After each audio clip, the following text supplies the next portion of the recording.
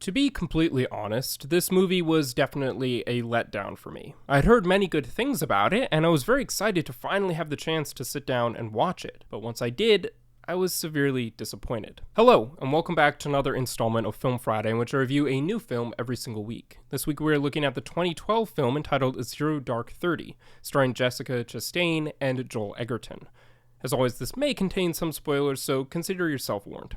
Let's get into it. Now, it's not that this film was bad from a technical perspective. In fact, the cinematography was quite well done overall, and in fact very well done in certain sequences, in particular that final sequence towards the end of the film, the raid on Osama bin Laden's house. I thought that was very well done. Instead, I had more of an issue with the story. Of all the characters portrayed, there really was no one to root for. Now, perhaps that was the point of the film, and maybe that's a fair point to make. You know, what do humans become when they see other humans as the evil others and have the power to just inflict pain on them without any kind of consequence? I do not happen to know much about the facts of what went on during the hunt for Osama bin Laden, and this film may be a very accurate depiction of the atrocities committed during that time period.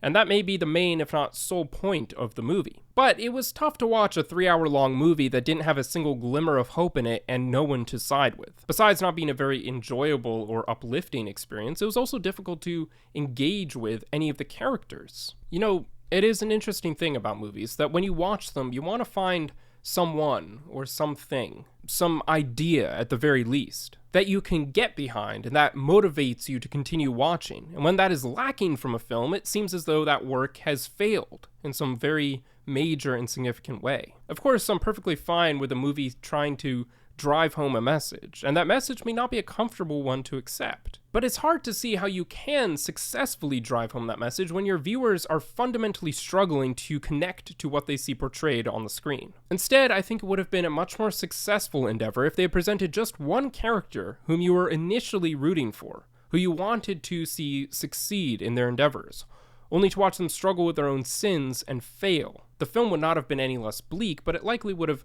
accomplished its goal or conveyed its message much more efficiently. Overall, I would give this movie a 5 out of 10.